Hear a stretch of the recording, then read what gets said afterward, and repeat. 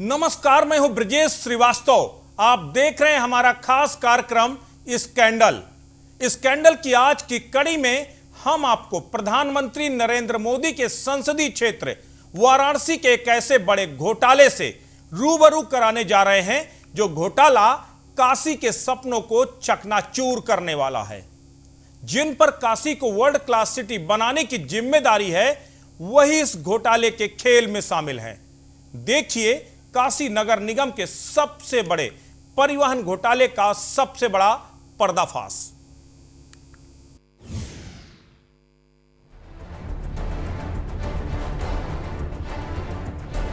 प्रधानमंत्री नरेंद्र मोदी ने सत्ता संभालने के साथ ही काशी को क्योटो की तर्ज पर एक वर्ल्ड क्लास सिटी बनाने का संकल्प लिया था और उसके लिए काशी को स्मार्ट सिटी के तौर पर विकसित करने की कार्य योजना तैयार की गई, जिसका दारोमदार वाराणसी नगर निगम पर था।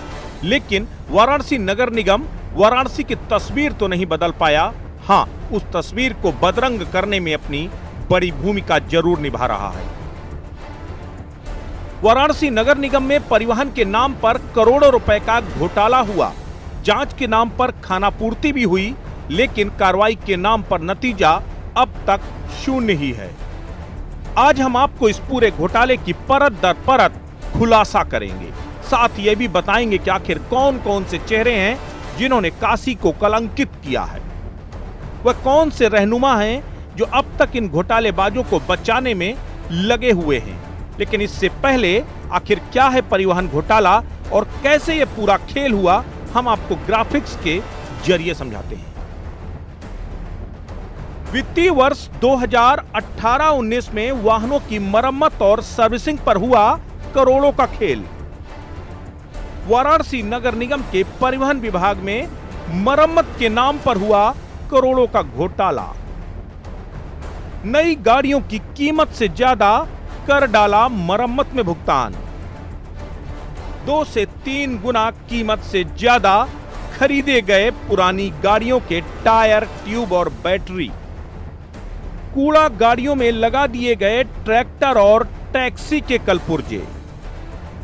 नए वाहनों के कलपुर्जे पुरानी गाड़ियों पर लगाकर कराए मरम्मत के नाम पर फर्जी भुगतान। नई गाड़ियां 5 साल में हुई कंडम। इलेक्ट्रिक की कंपनी कर रही थी टायर की सप्लाई। अधिकारियों की मिलीभगत से अलग अलग नाम से फर्जी कंपनियां बनाकर निगम को लगाया करोड़ों का चूना। भ्रष्ट तंत्र की आड़ में काशी में एक घोटाला लंबे समय से फल फूल रहा था, लेकिन तभी कुछ घटनाक्रम ऐसे हुए कि घोटाले पर उच्च अधिकारियों की नजर पड़ गई और उसके बाद यह घोटाला सबके सामने आ गया। देखिए कैसे खुला यह पूरा खेल।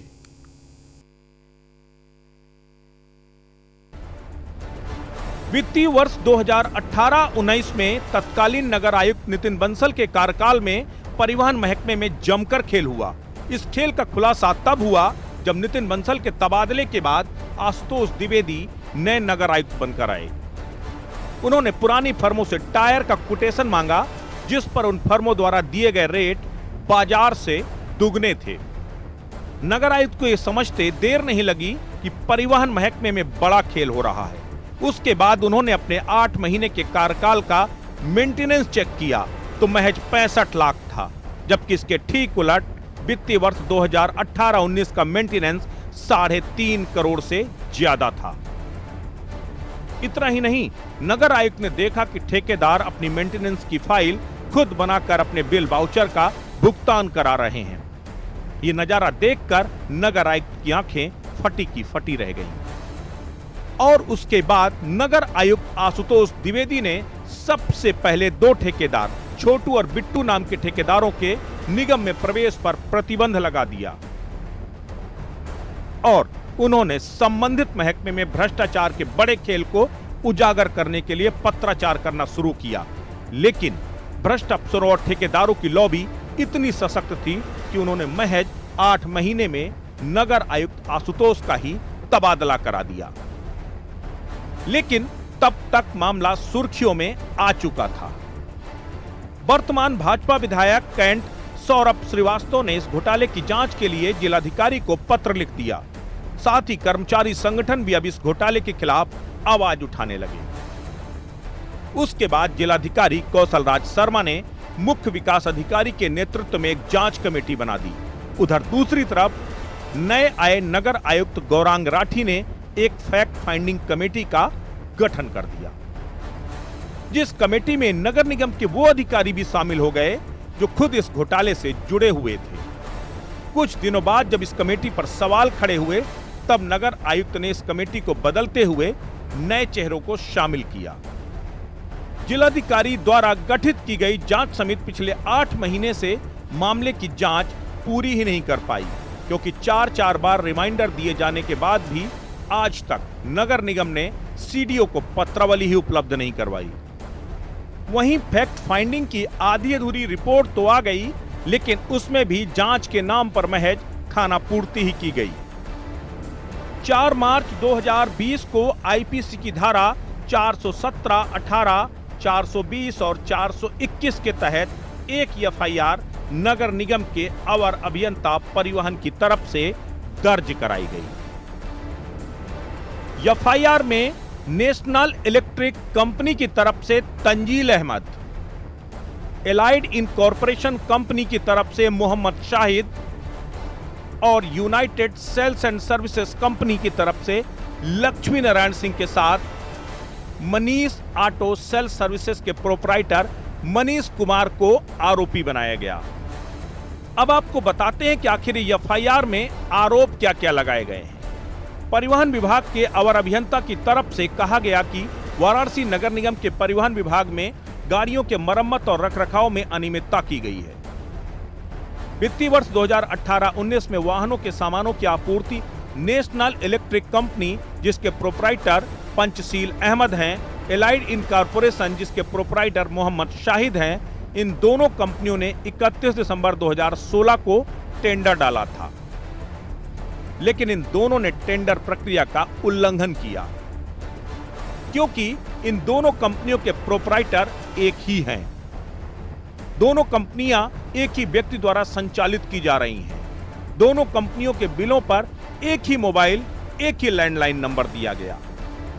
नगर निगम द्वारा सत्यापन किए जाने के बाद यह भी पाया गया कि दोनों का एक ही कार्यालय है और दोनों एक ही पते पर रजिस्टर्ड है।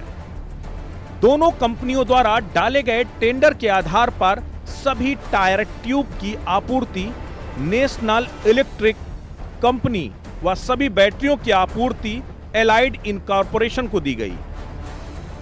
इसके अतिरिक्त और किसी दूसरी कंपनी को टेंडर प्रक्रिया में प्रतिभाग ही नहीं करने दिया गया। फैक्ट फाइंडिंग कमेटी की रिपोर्ट के मुताबिक दोनों कंपनियों ने सरकार टेंडर नियमावली का उल्लंघन, धोखाधड़ी और छल कपट के उद्देश्य से किया और इससे नगर निगम के राजस्व को करोड़ों की क्षति हुई। इसी प्रकार यूनाइटेड सेल्फ सर्विसेज कंपनी, जिसके प्रोपराइटर लक्ष्मी नारायण सिंह हैं, इनका पता 2/540 आर पांडेपुर वाराणसी, और मनीष ऑटो सेल्स सर्विसेज, जिसके प्रोपराइटर मनीष कुमार हैं, उनका पता भी 2/540 आर पांडेपुर वाराणसी ही दर्ज है।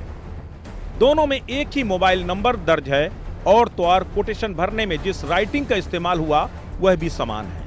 इससे यह सिद्ध होता है कि ये दोनों कंपनियां भी एक ही व्यक्ति द्वारा संचालित हो रही थी। भौतिक सत्यापन से पता चला कि Manish auto sales and services के पास अपना कोई गैराज ही नहीं था, ना ही कोई ऑटो पार्ट्स की दुकान थी। इस प्रकार वित्तीय वर्ष 2018-19 में नगर निगम के विभिन्न प्रकार के वाहनों के कलपुर्जों की आपूर्ति में दोनों कंपनियों ने मिलकर कोटेशन प्रक्रिया में भाग लिया था। ऐसे में इन्होंने भी कोटेशन प्रक्रिया के उल्लंघन जानबूझकर धोखाधड़ी द्वारा किया। एफआईआर में इन चारों फर्मों के साथ साथ नगर निगम के तत्कालीन लिपिक वाचस्पति मिश्रा की संलिप्तता भी उजागर हुई। फैक्ट फाइंडिंग कमेटी की रिपोर्ट महज इस बड़े घोटाले की तरफ एक छोटा सा संकेत ही करती है, लेकिन इस कमेटी की रिपोर्ट के आधार पर एक एफआईआर भी की गई। आपको बताते हैं कि इस एफआईआर में आखिर क्या क्या है।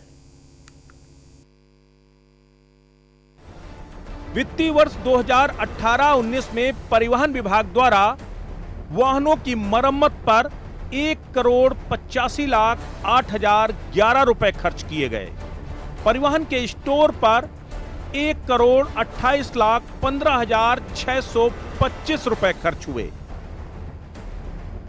नए वाहनों के क्रय में 8,64,48,737 रुपया खर्च किए गए। एक साल में परिवहन विभाग में वाहनों की मरम्मत का कार्य कुल 10 फर्मों के माध्यम से कराया गया। इसमें Manish auto sales and services, hydro equipment company, Maa Vaishno automobile, Vishal sales company, auto sales company, Lakshmi motor sales company जैसी कंपनियां शामिल थीं। वित्तीय वर्ष 2018-19 में कुल 569 बार वाहनों की मरम्मत का कार्य कराया गया, जिसके लिए 1,85,08,011 रुपए का भुगतान किया गया। और तो और एक एक गाड़ी को एक साल में 10 से 12 बार मरम्मत कराया गया। इसमें से लगभग 25% से अधिक वाहन महज 5 साल में ही कंडम हो गए। वित्तीय वर्ष 2018-19 में 57 वाहनों की मरम्मत 5 या उससे अधिक बार की गई, लेकिन परिवहन विभाग के पास इसका कोई भी रिकॉर्ड उपलब्ध नहीं कि उनमें से कौन सा वाहन अभी तक कितना चल चुका है और कितना चलने के बाद उसकी मरम्मत कराई गई। परिवहन विभाग के स्टोर में कई कलपुर्जे ऐसे खरीदे गए जिनका वर्तमान में कोई उपयोग ही नहीं है। जिन वाहनों में इन कलपुर्जों का उपयोग होता है वो नगर निगम में उपलब्ध ही नहीं। 5,71,125 रुपए की धनराशि के फर्जी कलपुर्जे स्टोर में मौजूद मिले। 569 वाहनों के कलपुर्जों को बदला गया। इसके लिए 1,85,08,011 रुपए की धनराशि खर्च की गई, जबकि निष्प्रयोज्य कलपुर्जे महज 15,900 की कीमत के मिले।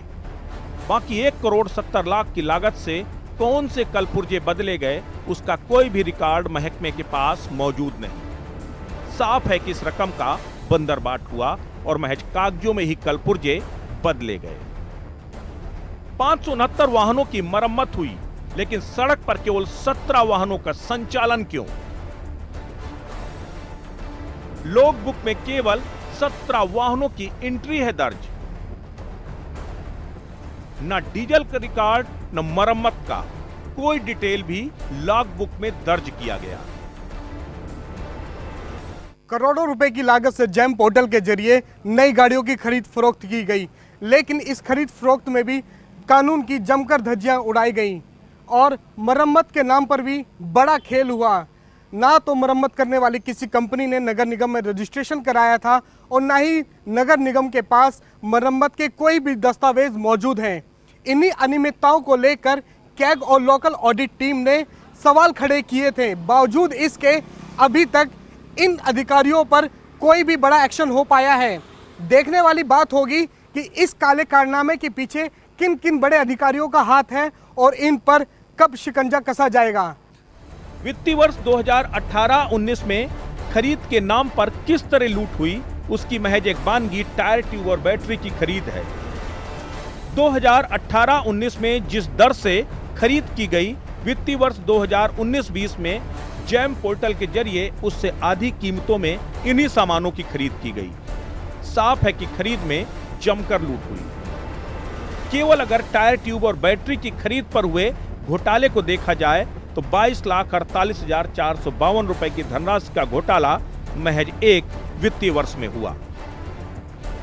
कमेटी की रिपोर्ट के मुताबिक वाहनों की मरम्मत और स्पेयर पार्ट की आपूर्ति और मरम्मत कार्यों की 156 पत्रावली ही गायब है और उपलब्ध पत्रावलियों में कोई भी आधार या जस्टिफिकेशन उपलब्ध नहीं है।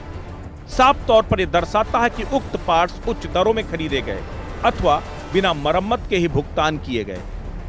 ऐसे में राजस्व की क्षति बड़े पैमाने पर की गई, लेकिन कमेटी ने इसकी वास्तविक गणना ऑटोमोबाइल एक्सपर्ट के माध्यम से कराए जाने की सिफारिश की है। वित्तीय यह थी फैक्ट फाइंडिंग कमेटी की रिपोर्ट, जिसने कई गंभीर सवाल खड़े किए हैं। फैक्ट फाइंडिंग रिपोर्ट में पाया गया कि कई बार शासनादेशों के वायलेशन भी हुए हैं। शासनादेशों के मुताबिक सामग्रियों को टुकड़े टुकड़े में क्रय करना पूरी तरीके से प्रतिबंधित है, लेकिन यहां पर छोटे छोटे टुकड़ों में 1-1 लाख रुपए से कम के यहां पर खरीद किए गए, जबकि 23 अगस्त 2017 के शासनादेश के मुताबिक स्टोर की आपूर्ति केवल जैम पोर्टल के जरिए किए जाने का निर्देश है। लेकिन फैक्ट फाइंडिंग रिपोर्ट साफ तौर पर कहती है कि आपने जिस तरीके से बगैर जैम पोर्टल के खरीद की वो गलत था। इससे स्पष्ट होता है कि 1,28,15,625 रुपए की धनराशि का अनियमित रूप से व्यय किया गया। 2017-18 में सभी कॉम्पैक्टरों की मरम्मत की गई। बावजूद इसके अभी भी 13 कॉम्पैक्टर ब्रेकडाउन में हैं। वित्तीय वर्ष 2018-19 में इन्हीं कॉम्पैक्टरों की 8 से 10 बार मरम्मत कराई गई और बड़ी धनराशि का भुगतान किया। वित्तीय वर्ष 2016-17 में एक नया कॉम्पैक्टर 20,70,000 की कीमत में खरीदा गया। ऐसे में जितनी धनराशि कॉम्पैक्टरों की मरम्मत में खर्च की गई, इतनी धनराशि में 10 नए कॉम्पैक्टर आ सकते थे, जिनके ब्रेकडाउन की संभावना भी कम होती और मरम्मत का खर्च भी शून्य होता। लेकिन मरम्मत के नाम पर जबरदस्त तरीके से खेल हुआ। वहीं फैक्ट फाइंडिंग कमेटी की रिपोर्ट में कुछ और भी सवाल उठाए गए हैं। शासनादेश के मुताबिक किसी भी वाहन के सर्विसिंग या मरम्मत पर वाहन की खरीद मूल्य से 60% से अधिक धनराशि व्यय होने की दशा में उस वाहन को निष्प्रयोज्य घोषित कर दिया जाए।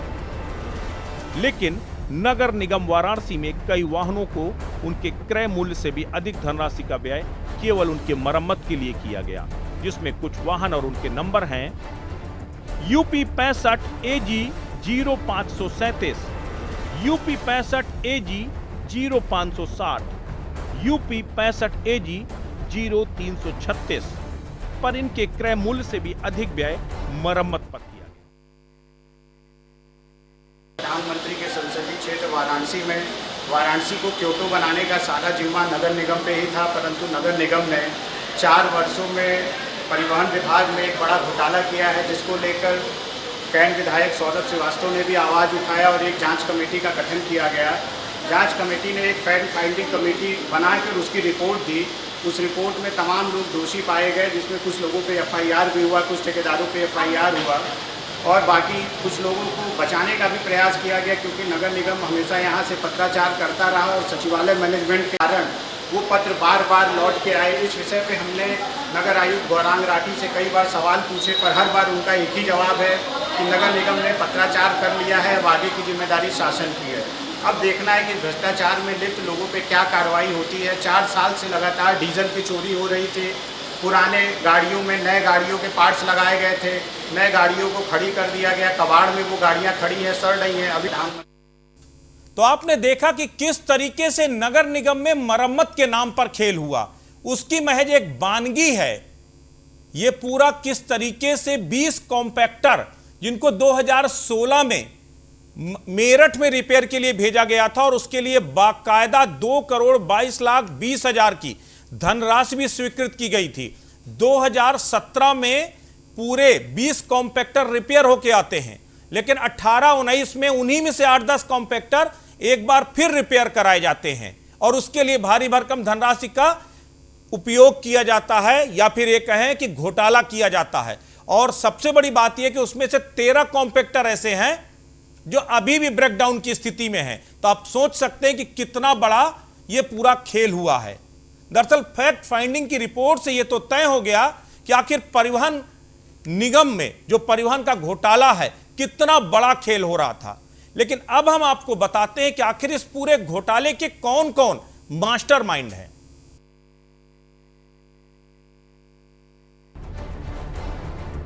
परिवहन विभाग के इस बड़े घोटाले का सबसे बड़ा मास्टरमाइंड है तत्कालीन अधिशासी अभियंता एवं प्रभारी परिवहन अजय राम, जो पिछले 6 सालों से नगर निगम में कार्यरत है।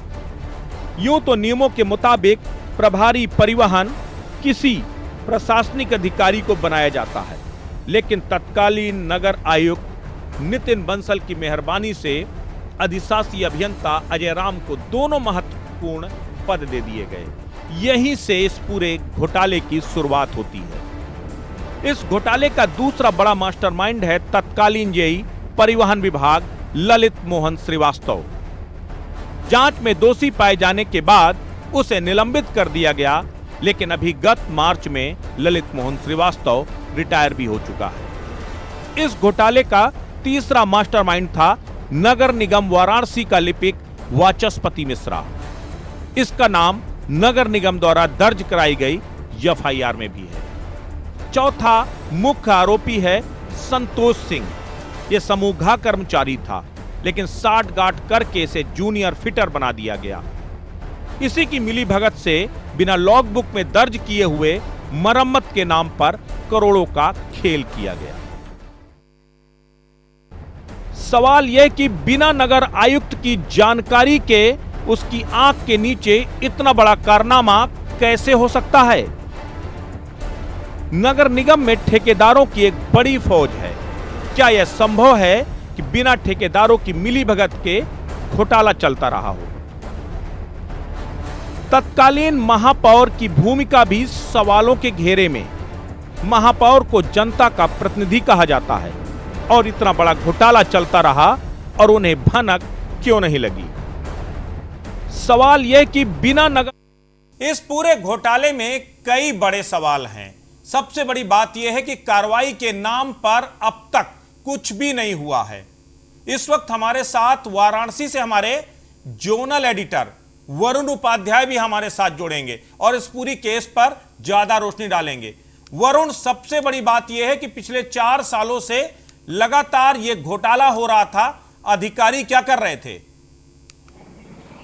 ब्रजेश, मैं आपको बताना चाहूंगा कि नगर निगम में एक कहावत चरितार्थ होती है कि ऐसा कोई सगा नहीं जिसने निगम को ठगा नहीं। आपने जो भी अभी तक रिपोर्ट दर्शकों को दिखाई है, उसमें हम बताना चाहेंगे कि एक ये सिंडिकेट बना के भ्रष्टाचार किया गया है, बाकायदा टीम बनाई गई है। पूर्व नगर आयुक्त ने एक टीम बनाई और अधिशासी अभियंता के पद पे एक व्यक्ति को ले आया जिसका नाम अजय राम है, जो पिछले 6 वर्षों से वहीं तैनात है। इसके पश्चात अजय राम को ही प्रभारी बना दिया गया परिवहन विभाग का, जबकि हमेशा किसी प्रशासनिक अधिकारी को प्रभारी बनाया जाता है। उसके बाद अजय राम ने अपनी टीम बनानी शुरू की, जिसमें उन्होंने ललित मोहन श्रीवास्तव लिपिक को ले लिया, जेई को ले लिया, वाचस्पति मिश्रा लिपिक को ले लिया। इसके अतिरिक्त संतोष सिंह, जो कि समूह घ का कर्मचारी था, उसको प्रमोशन दे के जूनियर फिटर बना दिया गया।